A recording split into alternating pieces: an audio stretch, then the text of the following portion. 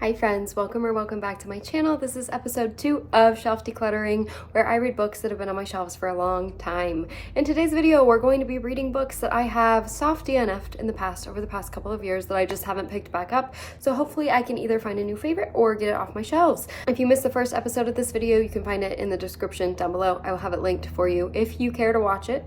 If you don't, no big deal. Before we talk about the books, I do want to say that this video is very reading heavy. Like, I'm not out doing a bunch of other things to entertain you in this video. We're mostly just reading and talking about books. With that disclaimer out there, let's go ahead and talk about what I'm going to be reading in this video in no particular order. You're Invited by Amanda Jayatissa, which is a thriller. We're following this woman named Amara, and she's been invited to her ex-best friend's wedding, who is marrying her ex-boyfriend.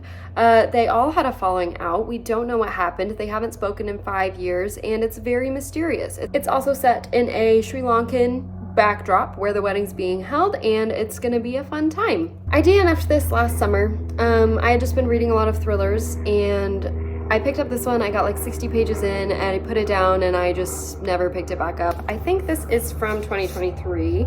Nope, just kidding. It's from 2022, so it's been on my shelves for 2 years. Excited to read this one and get it knocked off my TBR. I'm also reading Into the Water by Paula Hawkins. This is kind of a literary thriller set in the English countryside in this small town where a lot of women throughout history have drowned in this pool created by the river that runs through the town. We're set in contemporary times with the most recent death that has happened, and we're gonna figure out, was it suicide? Was it a murder? Was it something else? What secrets are going on in this small town? And it's gonna be a great time. I started reading this as an audiobook about 2 years ago and ended up putting it down, metaphorically, because it was an audiobook, because I could not keep up with all of the characters, and I knew that it was something that I needed to read physically. I ended up finding a copy of it at my bookstore, picked it up, haven't picked it back up. I'm also reading We Run the Tides, which is a book that I just got kind of recently. I got it last summer and I started reading it last fall. I just wasn't in the mood for a literary fiction at the time, so I put it down, and I'm ready to pick it back up. This is set in like 1980s San Francisco, following just this group of teenage girls as they get up to all their nonsense and their mischief, and they do all of the things that teenage girls do.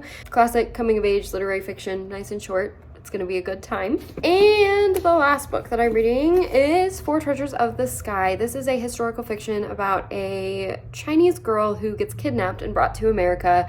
She goes through a whole bunch of trials and tribulations, and this is during the time of like pretty strong anti-Chinese sentiment. So she's learning how to deal with that, find herself, find her identity, and again, kind of a coming age, just in a historical backdrop. So those are the books that I'm reading for this video. Let's get started. I always point the wrong way. Let's get started. Good morning, friends. I sat down to read like 3 chapters of this last night, and I ended up reading half the book, and I did not want to stop, but I stopped for you because I care about you and I care about this video. So I think you should thank me for putting a pause, because I could have read this whole thing last night easily. This is so good.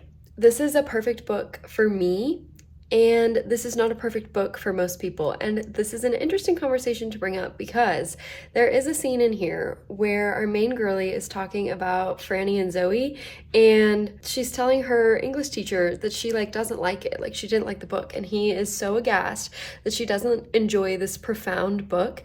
And she's like, bro, I was the target audience. I didn't like it. I would not recommend it. So I'm gonna put a picture of that page for you on the screen so you can read it, because I was like, what a fun little bookish conversation that's very simple but holds so much validity. And that's kind of how this whole book is.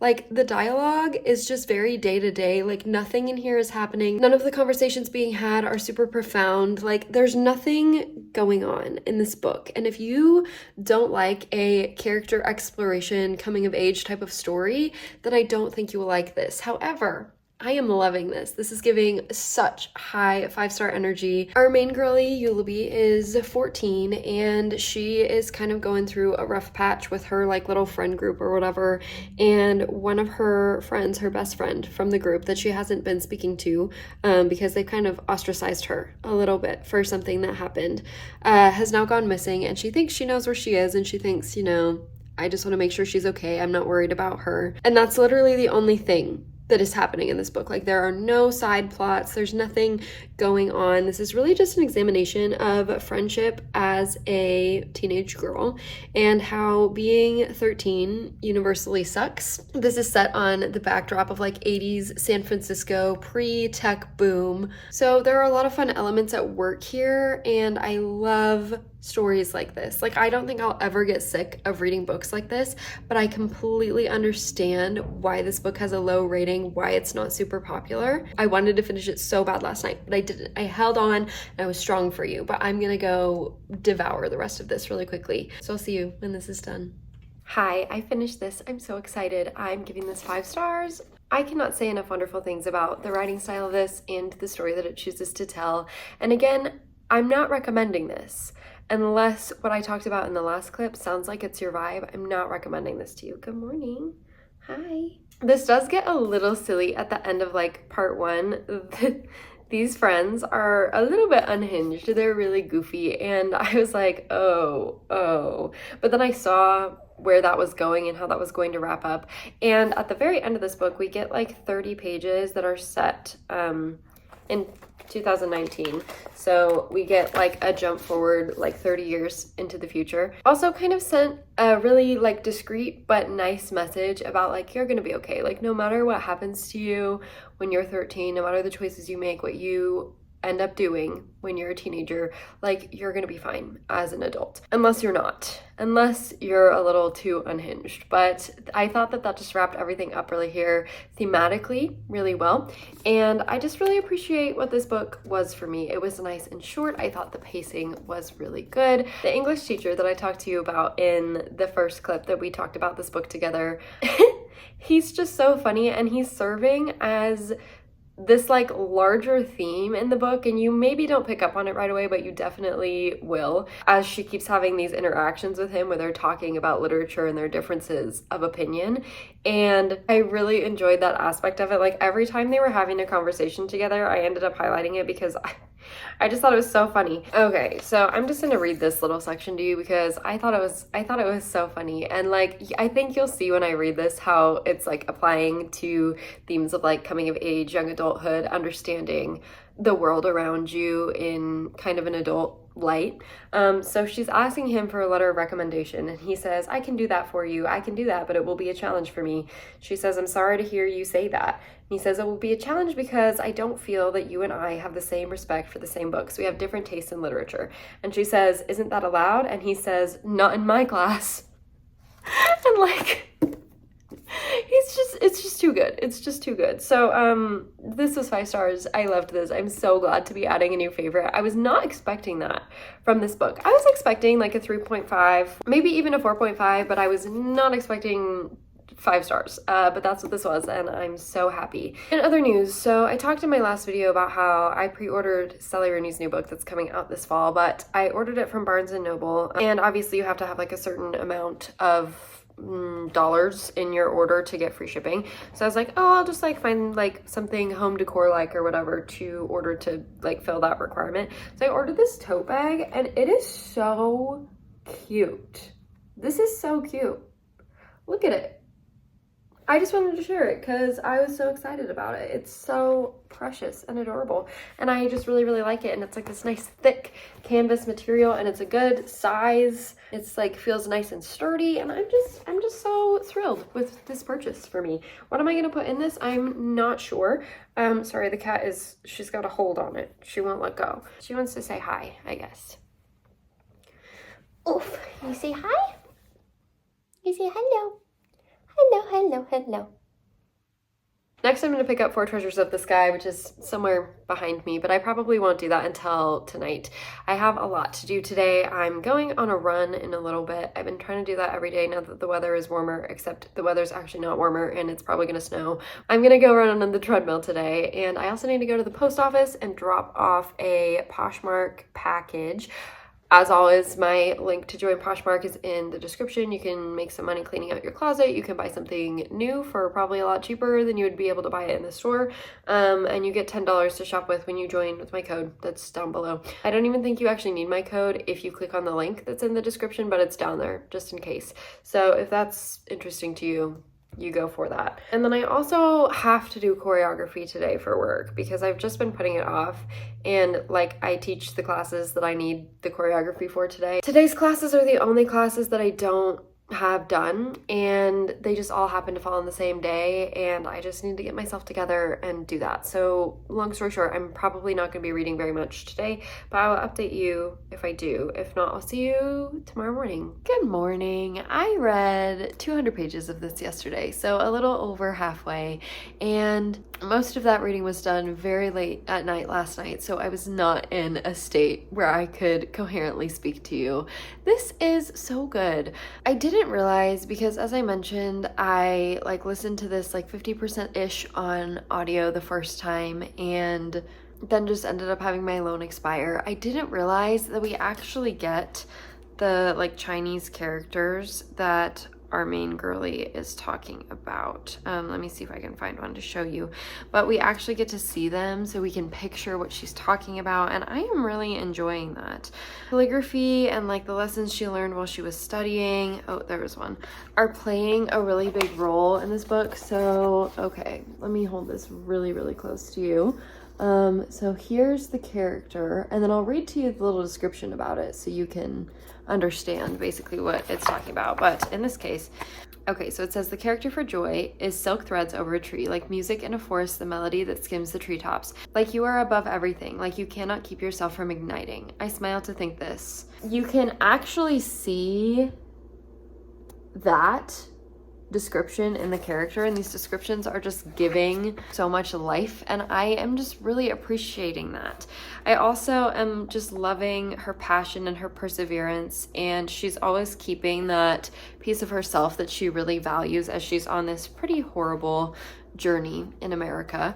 Obviously she was kidnapped. I think I talked to you pretty substantially about the plot of this in the intro, so I'll just kind of touch on points now that I am enjoying. So obviously the calligraphy, the characters, her journey in America, oh my gosh, this poor girl just meets like bad fate after bad fate. So obviously she's kidnapped in China after her parents have like had to move away because they were harboring criminals, so they like moved and left her with her grandma. Then people start poking around, and her grandma's like, okay, you have to leave. So she leaves. She is homeless and orphan in China. She ends up getting kidnapped in China, brought to America in a terrible way. And then obviously she's working at a brothel against her will. I'm always a little hesitant for like historical fiction. I feel like I really can't spoil it. So if you don't want to know any details, maybe just skip the rest of this clip. She escapes the brothel and ends up going to Idaho with this boy that has showed her kind of a lot of kindness and has helped her escape the brothel.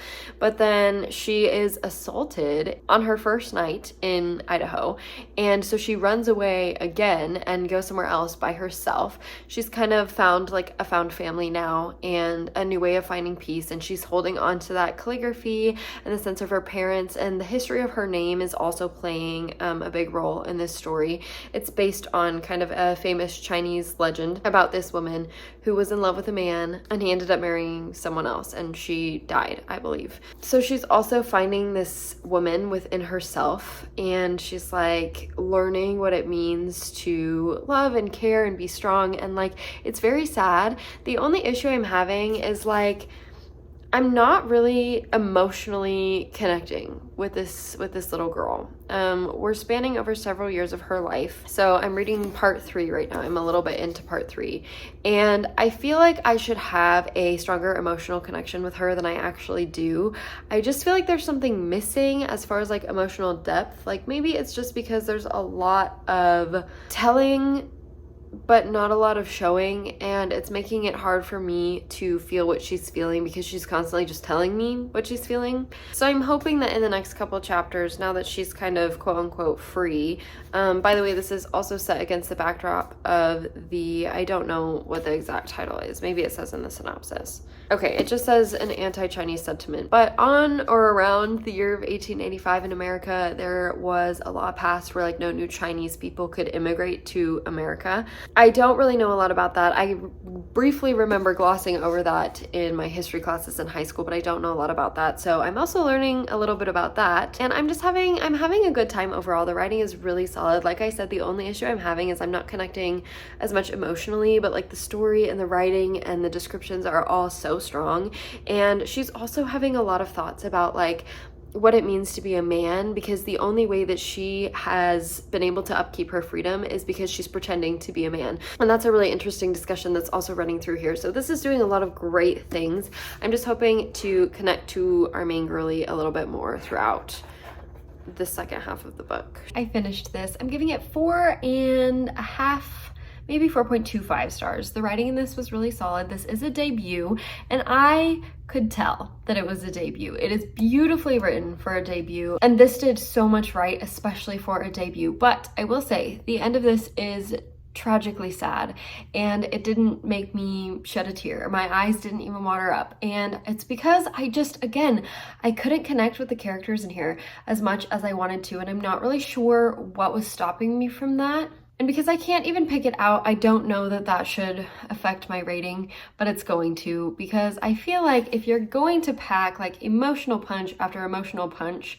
I should like feel something, right? But instead I was just viewing this in like the light of American history, which I will say, I do want to note, the end of this book, part 4 of this book, is based on real events. And had I not gone on to read the author's note, I would not have known that. So I highly encourage you to read the author's note and learn about this. I think part 4 was also more centric on like overall themes of what this time period was like for Chinese people in America, for immigrants or Chinese Americans.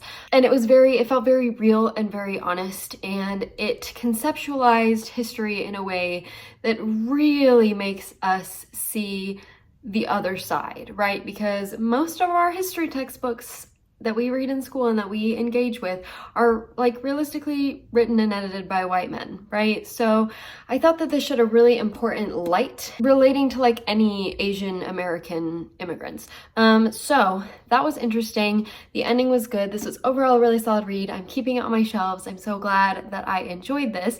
I do want to pitch a recommendation to you really quick. Let me go grab the other book.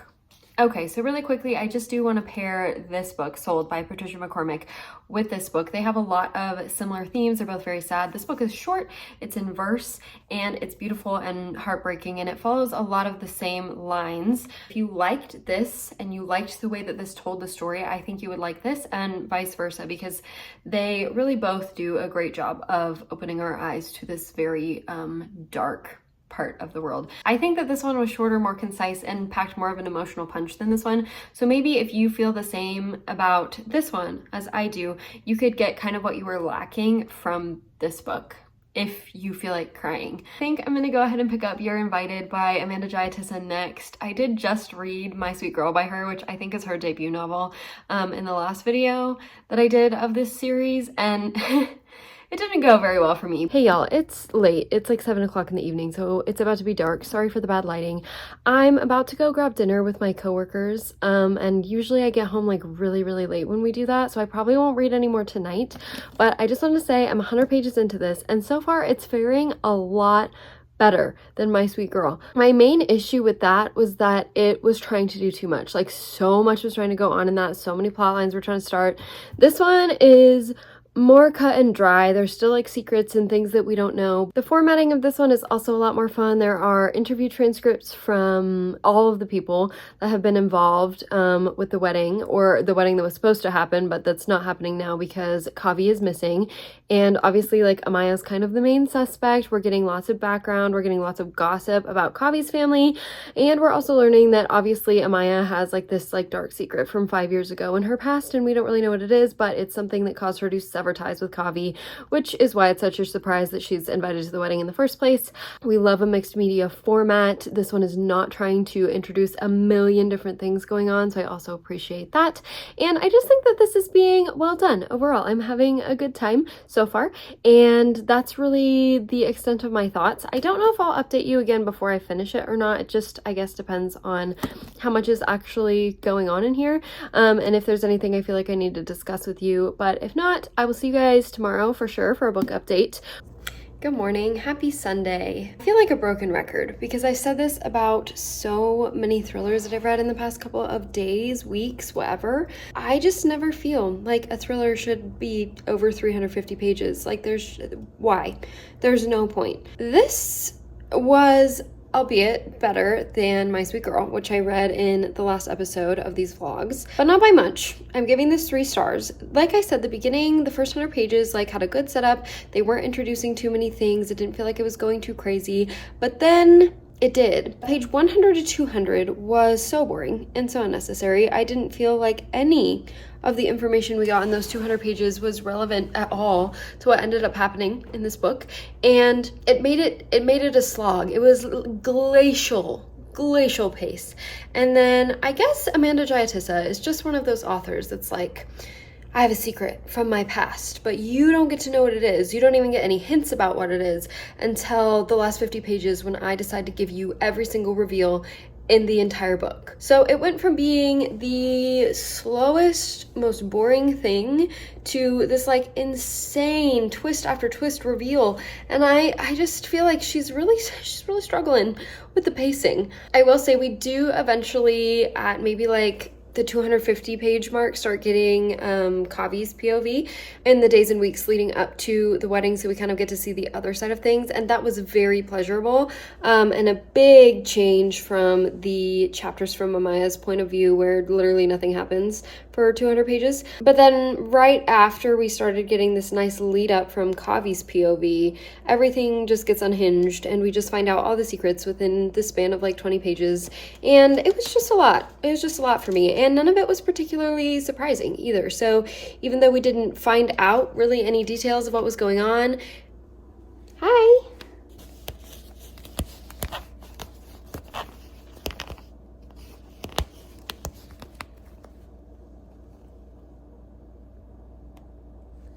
It was still not a shocker for any of the things that ended up going down. So I gave this 3 stars. I thought that the atmosphere in here was really well written. I thought like all of the events leading up to the wedding and like discussions of the culture were all great. And this could have been a great lit fic. As for right now, I'm not so inclined to pick anything else up of hers. I think these are the only 2 books she has at the moment, but when she comes out with her next book, I'm gonna skip it. Let's move on to the last book of this video because I don't like to just come on here and like trash books. That makes me sad, but also, I gotta be honest, this wasn't very good. Would I recommend this? No. 3 stars is a generous review, but I felt like giving this like a 2.5 or 2.75 would have put it equal with the rating that I gave her other book, and I think this one was definitely better. So anyway, let's stop talking about this now. Okay, it's still the same clip. I'm sitting in my spinny desk chair, so I just turned around to face myself so I could find this.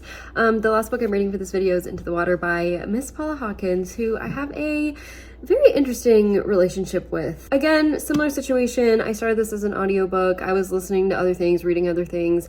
This one just got pushed to the back burner. I was still interested, but like, I just was reading more important things and had more important things to do at the time in my life, but I ended up thrifting a copy of this. I'm sure it ended up being a pandemic purchase for me because I was flying through books at that point in time, and it just ended up being one that I never had the chance to pick back up or never wanted to pick back up. As I was saying, interesting relationship with our girl here. The girl on the train has one of my most hated thriller tropes, the drunk female narrator. Unreliable because she can't control her drinking and like whatever. Like literally every book between 2010 and 2015 was written by a drunk female narrator. And it's just like, now I can't handle that. It drives me insane. But The Girl on the Train is one of the first thrillers that I read when I started reading thrillers. So it wasn't a big deal to me at the time because I was not sick of that narration style yet. I don't remember if this has that same trope or not, but I swear to God, if this does, I might just DNF it. I might. The whole point of this video is to finish books that I've DNF'd, but I just don't know if I can handle that. I know that Paula Hawkins writes kind of slow, domestic type thrillers, and I'm fine with that in theory, but if it has a drunk female narrator, I swear, I don't know what I'm gonna do. I'm gonna force myself to finish this. I am, because it should be a quick read. Thrillers always just fly by for me. The chapters in here are short, the pacing I think is gonna be fine. And I think we get multiple POV, maybe some mixed media in here, it's looking like. So I have high hopes. I don't think this is gonna be 5 stars. I think this is gonna be 3 stars. I would be pleasantly surprised if it was anything above 3 star. So anyway, I'm gonna start reading this. I probably won't get far enough into this today to actually have anything to say to you about it, but who knows. I'm going to work in a little bit, and then I might go to my mom's house. I might not. I might go to the grocery store. The day is really up in the air. I just don't know. I don't know what I'm doing yet. So anyway, that was a lot of talking just to tell you that I'm reading this next. I'll see you when I have something to say. It's late. I just got home from work. We are rapidly losing daylight, but I just got 2 boxes from Book of the Month. Like, there's one on my floor, so I don't know if they accidentally sent me my box twice. Like, I don't know what's going on, so I figured that we could open these together and figure out what's going on, because I would like to know what's happening. If I got duplicate copies, which again has happened before, then I don't know. So my pick of the month, listen, oh my god, I'm almost dropping it everywhere. My pick of the month was Dragon Fruit, which is like a Hawaiian inspired fantasy. It sounds good. It's young adult. I don't read a ton of YA, but I definitely prefer YA fantasy over adult fantasy, just because like adult fantasy, there's like so many multitudes of things in that you have to pay attention to, and I just can't keep up. Young adult, on the other hand, is like more accessible, I feel like, and since I'm not a huge fantasy reader, I feel like this is a good pick for me. So anyway, that's what I picked. Plus, like, YA is always a fast read, you know? And then I also got a copy of Daisy Jones and the Six, because I had my like free birthday month credit where you get an extra book for free, and I love this TV show. Like, one of the best TV shows I have ever watched in my life as far as like limited series go. It was so well done, and I've heard so many people say like they love the TV show, but the book was even better because you can get the like inner thoughts of all the characters, and I want that. So I haven't read this, but I'm going to. Now let's open the other box and see what we have in there. Yeah, it's duplicates. I don't know what to do. What do I do? What do I do? What do I do? Hi, hello, good morning. I am 50% of the way into this. This is very different than The Girl on the Train. And instead of having like one narrator that's taking us through this whole story and getting super in depth to what's going on, we're getting the perspectives of like 10 plus different people, different timelines, and a book that the kind of main mystery character was writing. Within the first 50 pages, I counted, I got introduced to 8 different characters and 2 different timelines. The kind of central narrators are Jules and Lena. Jules is Nell's sister, and Lena is Nell's daughter, and Nell has died in the drowning pool in this town, which is like this dangerous place in the river that runs through this small town in the English countryside that many women over the years have died in, either by suicide or by murder. So I guess there isn't really like this is the mystery and we're gonna solve it. It's like, is there a mystery? Because we don't know if Nell jumped or if she was pushed or dropped. Like we don't know.